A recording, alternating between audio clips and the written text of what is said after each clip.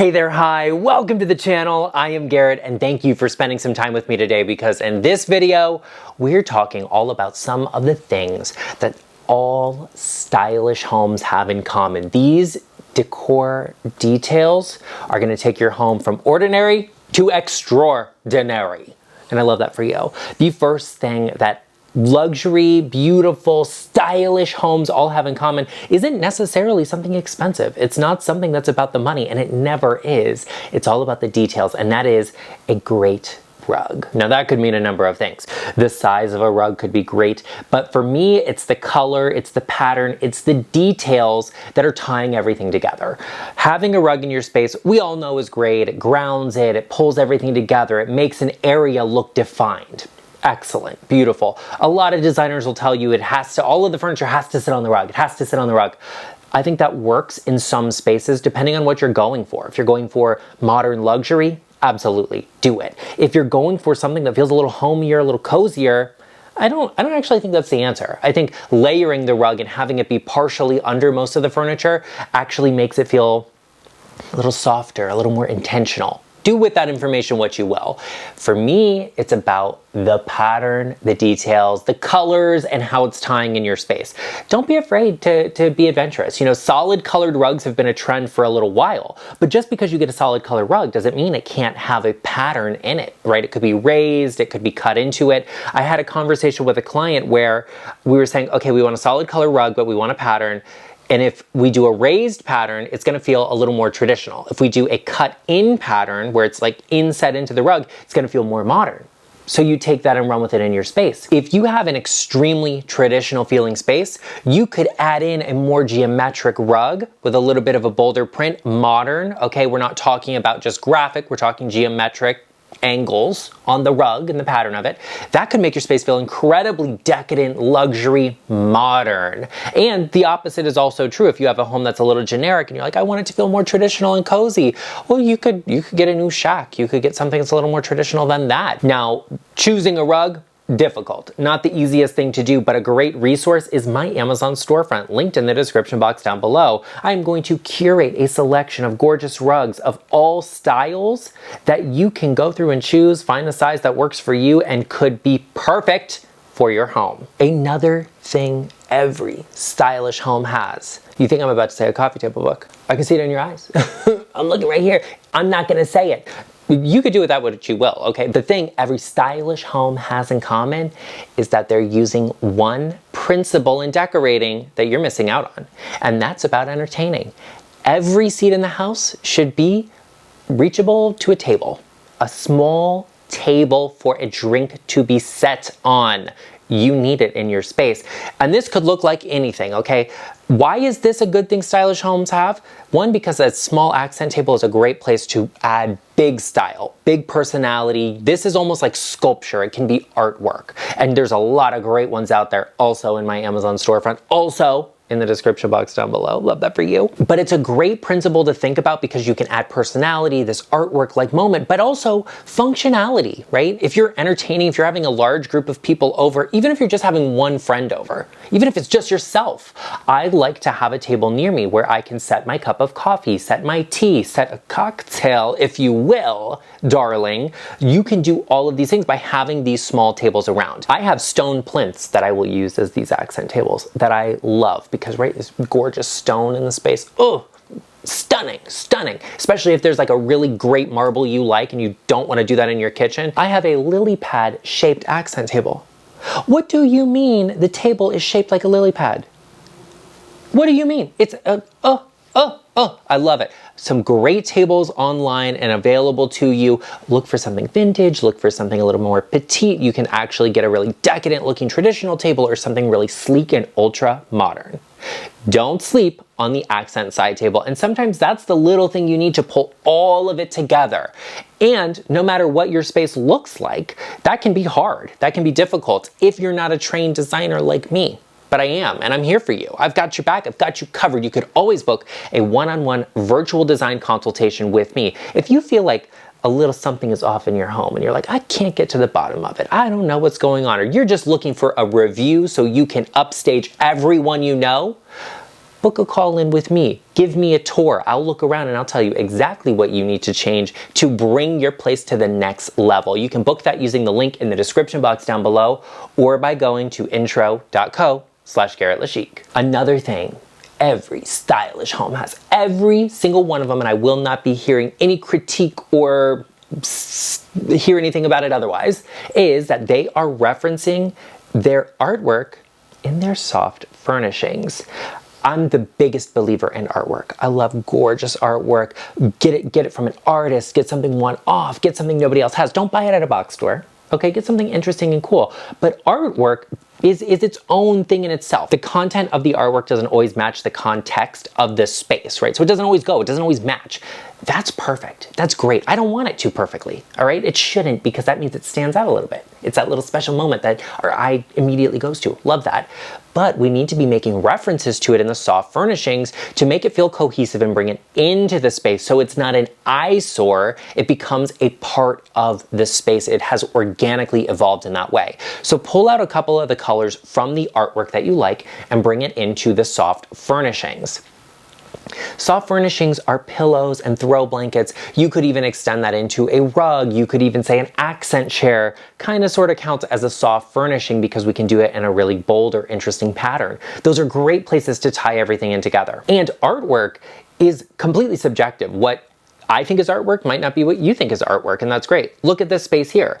In this room here, I would say the artwork is actually this decorative screen, right? The gorgeous carved, all of these details. This is craftsmanship. It is artwork. It is an undeniable fact. All of the pillows on the sofa, there's solid pillows that are this sort of blue-gray tone, and then there's patterned pillows that have this blue in it. All of those, even the accent chairs in that same fabric, are making a reference to this decorative screen. Incredible, incredible, it's gorgeous, it's decadent, it's sumptuous. This is the epitome of style and beautiful design, right? This is very high-end, it's luxurious, it's not inexpensive to do this, but making a reference back to that brings it into the space organically and makes it look stunning. Do that with all of the artwork in your home. Even if you have a big generic print piece of art that you bought at, the home decor store, find some pillows in a pattern that have a little bit of that color, bring them into the space. It immediately makes it feel more intentional. It makes it feel designed, not just furnished. I want your home to look like you used the most amount of intention when you were decorating it. I want it to feel like I was there in person guiding you to pick out every single piece in your space. And I can be, if you want to do that and you want to consult with me, I'm more than happy to pick out everything in your house for you, but that's beside the point.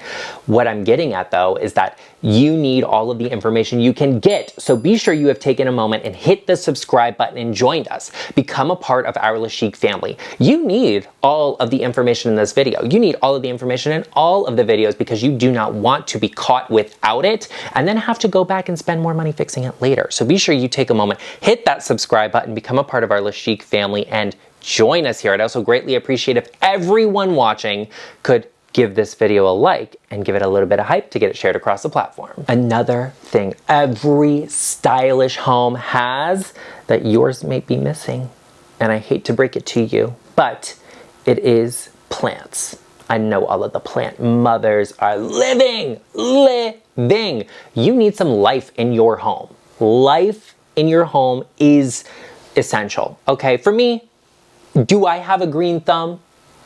That's never been something someone has said to describe me, okay? However, I'm gonna do an alternative floral, a very high-end, very good quality alternative floral. Bit fake is what I mean, a faux floral, okay? Linked in my Amazon storefront. You like my favorite tulips here? Obsessed. They look legit to me. They look real to me, okay? That's beside the point. Have some sort of plant life in your home. Now, if you're gonna get a faux floral, it needs to be extremely, extremely real looking.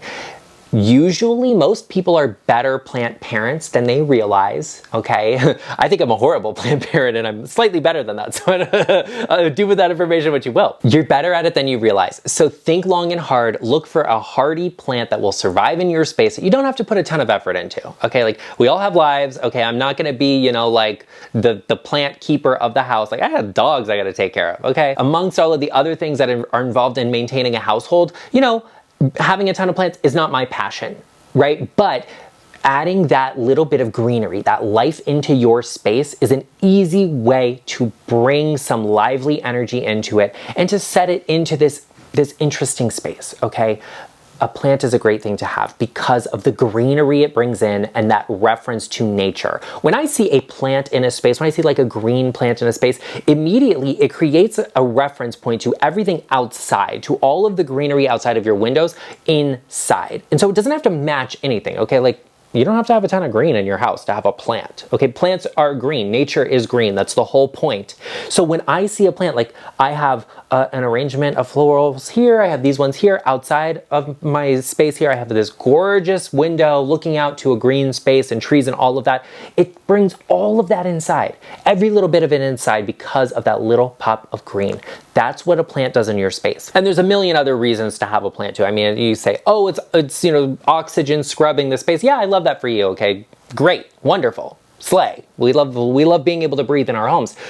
But it also does a lot for your space to bring style into it and to tie all of your decor and everything you have into it together. Another thing that I love to do in homes, okay, I recommend this to clients all of the time because it immediately says you have incredible style and taste. It looks decadent and luxurious, but it's not really the most expensive thing, and it actually has a lot of functionality, is layering window treatments. Minimum two window treatments. You could do 3. I've seen people do like 4 or 5 window treatments on a single window. It was a little crazy. It was a little over the top. That's expensive, but you can do 2 window treatments. People ask me all of the time. They say, I already have blinds. Can I do curtains? Yes, literally, yes. You're supposed to do both of them. Yes, absolutely. Can I have a Roman blind? I have wooden blinds. I have shutters. You can do 2 of them because the reality is your drapes are actually considered a wall treatment. Yes, they have functionality for your window, but they are considered a wall treatment because of what they do decoratively to the space. And then your actual blind or, you know, shade, a shutter, those things, those are actual window treatments. So having both of them, they go hand in hand. I see a lot of homes where you either have only blinds, which that's the bare minimum. You can certainly do that and get away with it, okay? Sometimes it looks stunning. Other times it's like, get rid of the metal mini blinds because it's looking a little rough in here. But also, when I see a home that just has curtains, I'm like, okay, well, we don't have a lot of privacy here. So like, what are we doing here? What else can we add into that space? Layer your window treatments. And this is a really good way to increase the scale and height of your space. I just recently had a client who came to me. The home is substantial, it's nice, it's large. She's like, the walls are so big, I don't know what to do. The walls are so big, they're so horizontal, it's making the ceilings look like they're 8-foot ceilings when they're really 9-foot ceilings. So you don't realize how a horizontal line can easily make the ceilings look lower.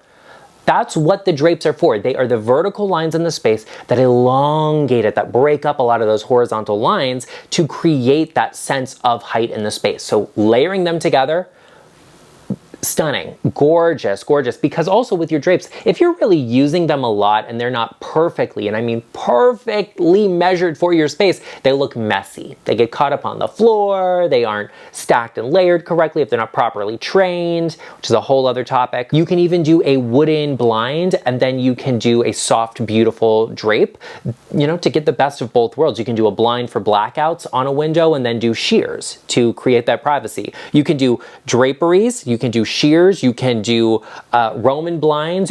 I've even seen people do fixed Roman blinds where it's just like a expensive luxury pattern, but they don't want the full blind to save on the budget, and then they do like a solar blind behind it. That's 4 window treatments right there on one window. You can easily layer them together. Just think about what your needs are. We want privacy, but we still want light. Is this a bedroom and we need blackouts? Do we just want to have that decorative moment on the wall and we're not really concerned about privacy because there's no neighbors, there's nobody here looking in on the windows? Or maybe maybe you want them to see in, but that's a personal opinion that you can have. Ooh, don't be my neighbor though, honey. Warning, all right? Warning to me anyway. Think long and hard about what your needs actually are, and then don't think that you can only have one window treatment, because the most stylish, luxurious looking homes tend to have 2 on their windows. Now that we talked about some decor elements and items that the most stylish homes have, mine included of course, let's talk about some of the home decor you just shouldn't buy. It's not helping you out and it's actually hurting you, be sure you check out that video right over here and I will see you over there.